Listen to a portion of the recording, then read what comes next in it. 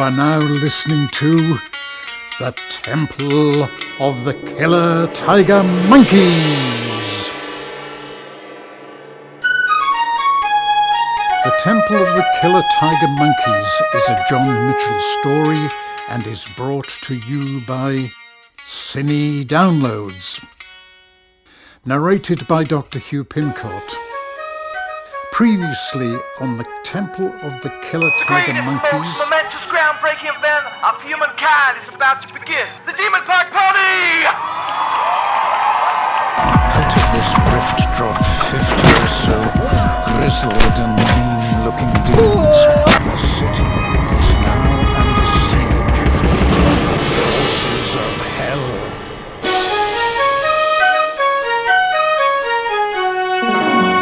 Now the next part of the story. Episode 6.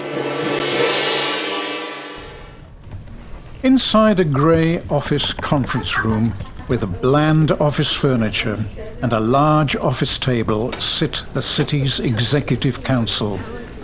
They're all dressed in white shirts with rolled up sleeves. They have pens in their shirt pockets and are looking stressed and agitated. Cups of coffee and tea are all around the table, which is also liberally covered with paperwork, pens, laptops and tablets. There's an air of desperation in the room, and the chief executive has his head in his hands. The others in the room are busy on their smartphones, either conversing or gathering information. They're anxiously talking to each other. The chief executive takes his hands away from his head, sighs, and then stands. The others fall silent as they see him rise. He rolls his sleeves even further up his arms, takes a swig of lukewarm tea, and then addresses them. Okay, people. We are all well aware that the whole situation in this city is exploded into chaos, and we're in dire need of rescuing the situation. We need to get a lid on this whole fiasco before it becomes a national emergency. If we fail, it will be a career-ending situation for us all. So we need to identify the threats we are facing and plan how to deal with them. More importantly, we need to contain the situation both on the ground and in the public eye. We don't want these demons spreading out into the surrounding towns and cities. And we don't want the world knowing what's happening here. So, firstly, how are our efforts to contain them on the ground going? Executives look at each other before the strategic director for community project speaks. We currently have the local police forming a cordon around the city with roadblocks stopping anyone coming in or leaving, and they have helicopters flying over. We've also stopped all the train services. But the police are stretched desperately thin. Many have been injured, and we've pulled in as many as we can from neighboring forces. The police we sent in to stop the demons were badly attacked and forced out. They are nearby, the demons, but are not engaging. Okay. So the police are currently holding the city perimeter. But what's happening with within the city itself? Are the people safe? Well, the demons are only really smashing up the city centre, all the shops and bus station and things. They haven't moved into the residential areas yet. Right. Can we get the police to organize a curfew? We need people off the streets. The Assistant Director for Integrated Legal Development speaks. Yes, we can certainly ask them to do that, but without the extra manpower, it will be difficult to enforce. The head of Commercial Sector Services nods in agreement and adds, Also, there are reports of thousands of people in the city centre area. Lots of them are protesters from the park. As far as we know, they're keeping their distance from the demons and are watching what's happening. The hospital is at breaking point and the ambulances and fire brigade are stretched to the limit. If the demons attack these protesters, then we won't be able to help them. Well, look, they caused this mess, and if they get injured or killed, then that's their problem. I want the normal people of the city, I want them kept safe. The chief executive instructs. With only limited police available, which areas do we prioritize? The Director of Assisted Commissioning and Transformation asks. Well, obviously, it's the areas with expensive property prices. The council members nod in agreement and write things down. Now, we need to contain the situation with the media. As you know, ever since the demons arrived, we've put out a story that they've been travelers and refugees and not actually demons, and the park was an emergency holding area for them. They're about them being demons, but no one could prove it, but now the cat's potentially out of the bag. The Strategic Director for Communication and Organizational Development speaks up. We've already instructed the local news and radio to report the demons as being refugees again, and they are complying, but the size of the problem means that bigger media companies are trying to get into the city to report on it. The police are stopping them, but we need the cover-up story selling to these news agencies somehow. The Chief Executive nods and scratches his head. Okay, to do that, we'll need to contact the Illuminati and ask them to make the cover-up national. Well, they own the media, and using them will be the only way we can get that organized. The head of Financial Management and Accounting shakes his head. We haven't got the budget to get the Illuminati involved. In fact, our budget can't cope with anything that happened at the moment. I don't see how we can pay for all those extra services needed and to pay for the damage to the city. Right. Well, we'll also have to get the Illuminati to lend us the money that we need. The head of Financial Management is aghast. That will be millions. We have no money. It'll be months before the insurance companies pay out. That's if they do pay out at all. We'll have to give them some of our assets, and we'll have to sell them chunks of the city or, give them generous contracts to run our services. It's not as if the money's coming out of our pockets, okay? It's only taxpayers' money. There's always a way. I want someone to get looking into that so we can offer that before we speak to them, okay? The council members nod and write things down again. I understand that people are sharing videos and pictures and things about what is happening on social media, and we need to combat this. Is there any ideas? The executives look at each other. The head of Clear Communication Projections speaks. Yeah, what we can do with that there is that we will make up some stories and videos showing refugees burning cars and things. Then we'll put them all over the social medias as well, so that the people won't know which is the right or not wrong stories that they have heard or not seen. The chief executive grins. Oh, fake news. I like it. You get on that straight away. The head of Clear Communication Projection nods excitedly. So, can anyone give me an idea of what's actually happening on the streets with the demons? And I'm guessing general mayhem and fire and smashing things up. Is that about right? The head of Community and Economic Project Participation conveys. We're seeing what you mentioned with buildings being burned and public property being destroyed, but we're also seeing some equally strange sights such as giant terrapins eating cars, swarms of scorpions blanketing the streets, and a flock of flying ostriches swooping down and pulling up trees, then flying away with them for unknown reasons. The chief executive shakes his head in bewilderment. Well, this is a crazy situation. How are we supposed to control ridiculous things like that? The head of Specific Integrated Economic Transitional Strategy states. We could talk to them and try and reason with them. The other executives burst out laughing. He's annoyed but carries on.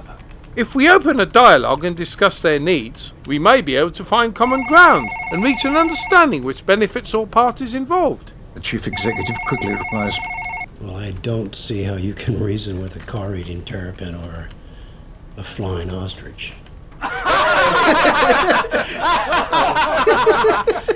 other executives laugh, and the head of Specific Integrated Economic Transitional Strategy goes quiet.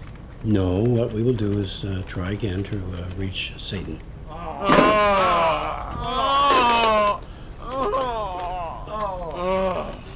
The others groan as they've been trying to reach Satan for months with no reply. Wait! Think about it. Things have taken a turn for the worst. His demons are rampaging everywhere. Satan will want to know what's going on. It's in his interest to speak to us, or at least listen to us. Oh, come on, don't give us that crap. Oh, we've heard that before. Oh. Who's he trying to kid? Oh, come on. The others are unconvinced. Okay. We'll try once more, and if he doesn't speak to us, then we'll have to look at other options in the meantime. And no, that doesn't mean talking to the giant terrapins. The head of specific integrated economic transitional strategies looks unhappy. There's a knock at the door, and Tracy, the secretary, enters the room. She speaks to the chief executive. The council rep is on the telephone again. He's been ringing every 20 minutes for the past 6 hours. He's down there in the city with the police. Do you want to speak to him? He's quite anxious. The chief executive is irritated by this. He finishes his tea, then places the mug on the table. Well, he's always anxious. Just tell him that we all value his contributions and that what he's doing is a great job, and tell him his performance is great and his haircut is great and we think he's doing a wonderful job. Just tell him something like that. Tracy nods and leaves the room. Right. Now, before we have a tea break, does anyone have anything else to add? The strategic director of communication and organizational development hands over his tablet, which has a document open on it. This is a quick document that shows our assets and services that we can sell out to the Illuminati if you need to do that. It should give you a better idea about what we have. The chief executive thanks him and, taking the tablet, reads the document as he leaves the room. He walks down the corridor and enters the toilets while still reading the document. He opens a stall and locks the door behind him. After spending 20 minutes in the stall, taking care of his physical business, he unlocks the door and emerges from the stall, still looking at the document. As he steps out, he is confronted by 3 figures, all 8 foot tall, dressed in blood-red robes, with their faces covered by golden carnival masks. He is stunned, but manages to compose himself. He wonders who they are. The one in the middle slowly raises a finger and points at him. We have heard that you wish to speak business with us. The chief executive is confused. Who are you guys? And why are you in the toilets dressed like that? We are the spokesman for the Illuminati. We have been sent to you to arrange a business transaction as you have need of the Illuminati's abilities. Well, you guys are fast. You know, we only discussed you about 25 minutes ago. We are the Illuminati. We're everywhere and know everything. We know you want our services to manipulate the media, and we know that you want to borrow large amounts of money. Well, yes, that is true. Well, here's a tablet with a document showing the assets and services that we can offer you in exchange, and I'd like you to have a look. He tries to hand over the tablet, but the Illuminati spokesman recoils and pulls his hand away in terror. The chief executive is anxious. Oh, what's wrong? Is it because you're magic and you're not allowed to touch technology? No! You haven't washed your hands, you idiot! And you've got your poo-wiping hands all over this tablet. I don't want to touch your stinky poo-stained handheld device, you dirty little man! Upload the documents to this address so we may review our new holdings. The spokesman hands over a piece of paper, which the executive takes. He reads the address and uploads the document to it. Thank you for this business. We shall take care of the media with your cover story, and the money will be wired to the council account within hours. We shall be back for the contracts and deeds. Wait. You can't have everything on the list. The list is just a list of what we can give you, and you're supposed to choose between them. We have chosen. We chose everything.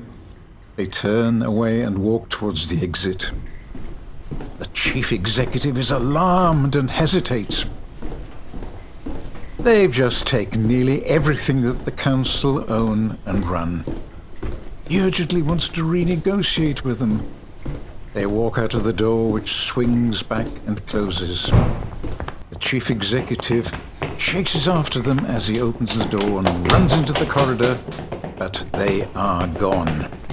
He rushes up and down the corridor looking for them, but they have completely vanished. He walks back to the conference room where everyone looks at him. They notice he's crestfallen. He hands the tablet back to the Strategic Director of Communication and Organizational Development. Everything is taken care of with the media and the money that we need. Now, we need to speak to Satan, and I want everyone in Satanic Ritual Room 23 on floor 34 in 1 hour, and we'll start the ritual. That's the room between the environmental services and the wheelie bin collections. An hour later, we find the council executives in room 23. They are dressed in hooded black robes and are facing the chief executive, who is kneeling before a large satanic altar. This room is lit by numerous candles, and there are satanic symbols painted on the walls. By the door is a large potted plant and also a cold water drinks dispenser. Fixed to the wall next to the satanic symbols is a notice board which contains various memos, one of which concerns that all Satanists politely extinguish candles after their ceremony is finished, whilst also refraining from smoking in the building. Another memo concerns itself with people stealing staplers. On the altar, there are various satanic objects, such as a skull, chalice, wooden pentagrams, and some paper clips. Above the altar and fixed to the wall is a large effigy of a goat's head, which is set upon a metal pentagram surrounded by arcane symbols. The chief executive raises his hands aloft to the goat's head and calls out, Satan, Satan, we, your humble servants, wish an audience with your almighty presence. We implore you to make yourself tangible so that we may speak with your magnificence. We beg of you, Satan, listen to us, O Satan. The other executives now raise their arms and join in repeating those words over and over. Deep, deep down, so far away and yet so close, is a red telephone. It is a traditional telephone with a handset attached with a curly wire and has a rotating dial. On top of this telephone is a light which is constantly flashing. This indicates that there is an unanswered incoming call. As the executives continue to chant, the light continues to flash. Next to this telephone is another telephone exactly the same. This telephone also has its light flashing. On the other side, there is yet another flashing red telephone. In fact, the telephone is just one in a row of thousands of flashing red telephones in this room, and there are thousands upon thousands of rows of flashing red telephones. From a distance, the room resembles the largest disco in the world with all its flashing lights. There is a single figure in the room, and this goblin-resembling figure is almost delirious with stress. He has 4 arms, and each arm has a telephone receiver in it, and he's trying to answer as many phone calls as he can. But as soon as he finishes a call and replaces the receiver, it will start flashing again as another call comes in. At the rate he's dealing with the calls, it'll be some time before he reaches the executive's telephone, even if he does at all. Back in room 23, the chief executive gives up. He and his fellow executives are exhausted. They've been chanting the same passage for 3 hours. Some of the executives got bored long ago and have been playing Angry Birds on their smartphones.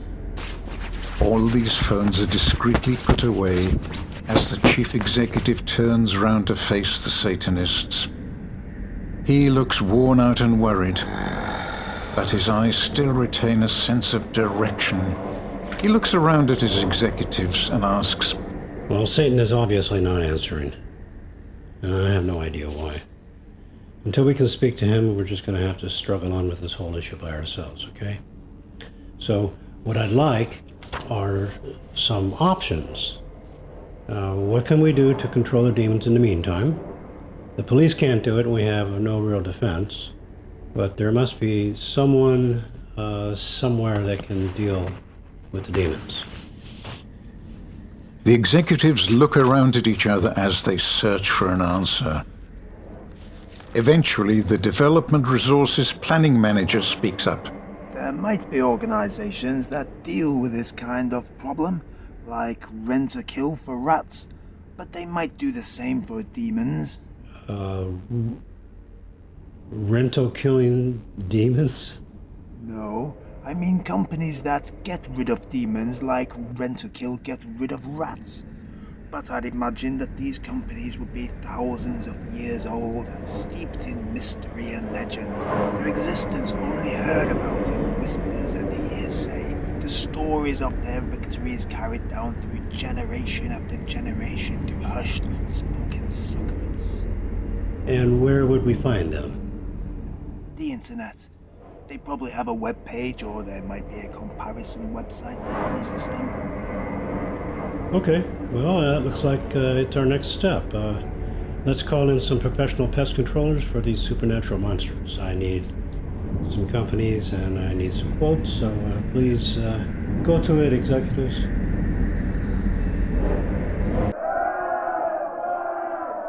The reporter is in his broadcast van. He's reviewing his footage which his team has captured over the last few cataclysmic days. He looks with wonder at the awesome video of rampaging demons and social unrest. He's in a state of ecstasy as he realizes that the film he's putting together is so good it will propel him back to the very highest levels of journalism again. This film was going to make his career and put him firmly back on the map. He was the only reporter on the scene for the entire story, and the only one in the world who can show what happened and is happening here.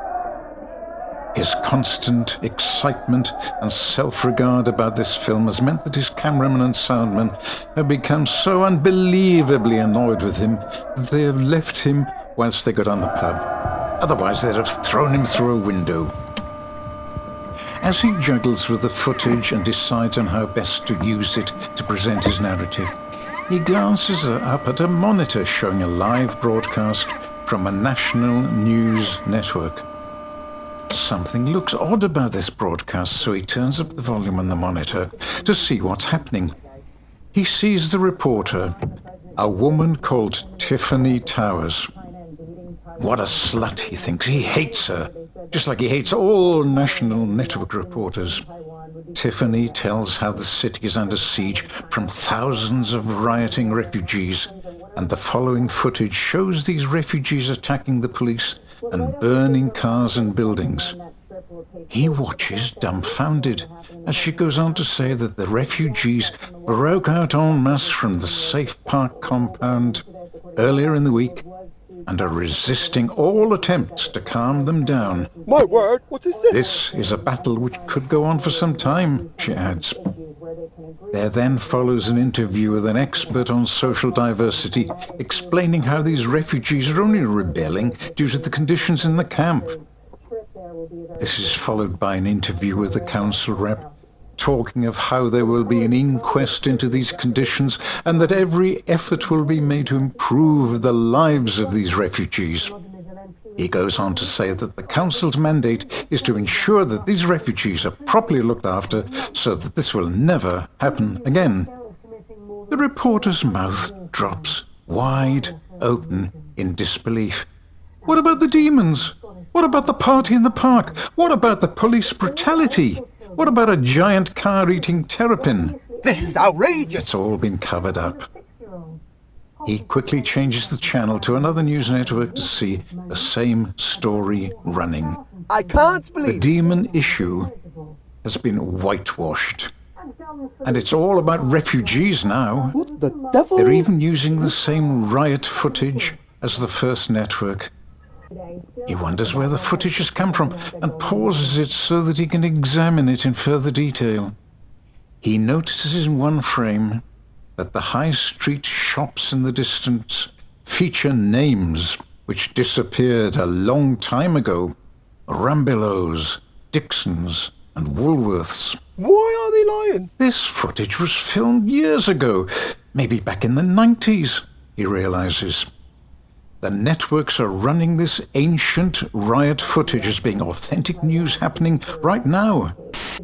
He is appalled and further switching through the other news networks' channels comes back with the same result.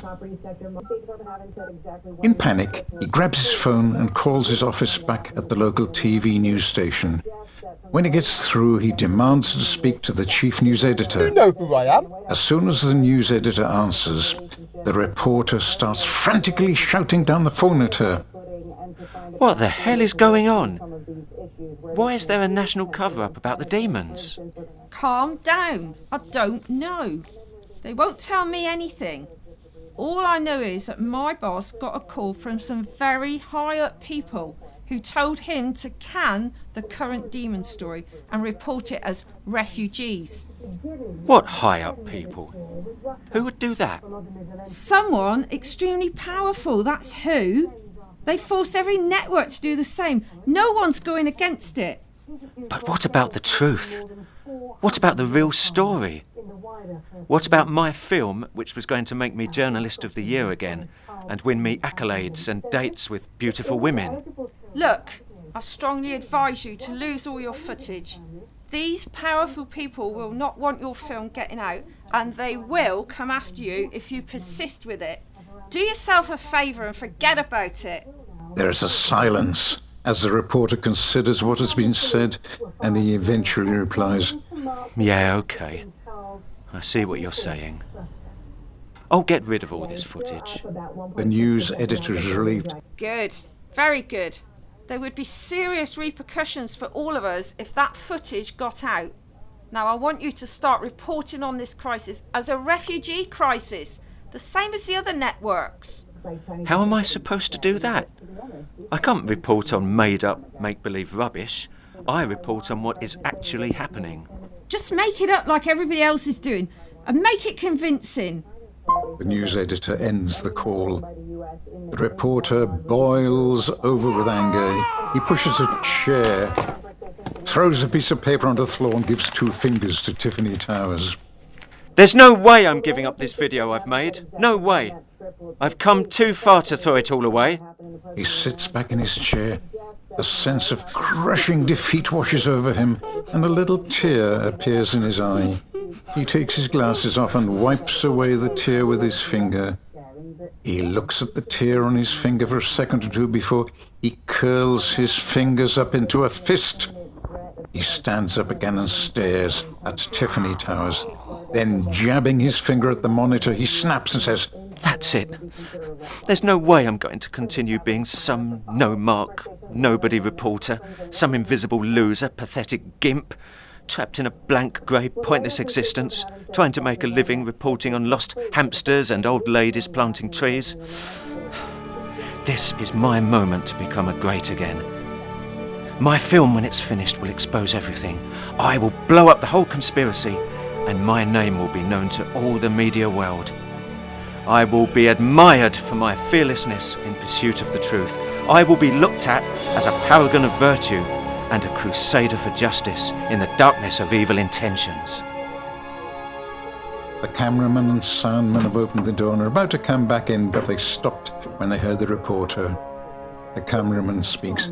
Oh man, he's still talking shit. Let's go back down the pub again.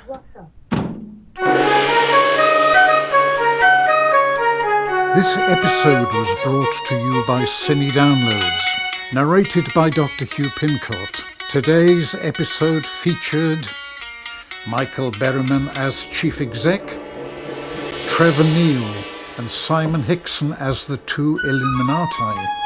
Other voices provided by Ben Carroll, Dan Scott, Roy Westall, Paul Cooper, Dan Schreiber, Neil Jane, Beverly Griffiths, Lee Norton, Gina B, John Ian Dredge. Written, produced, edited and directed by John Mitchell. Co-produced by Chris Ball Hero. Sound recorded by Louis Thompson, Chris Ball Hero. Sound engineer Andrew Doc Collins. Theme tune by Jed Gray. Thank you for listening, and watch out for the next episode of the Temple of the Killer Tiger Monkeys.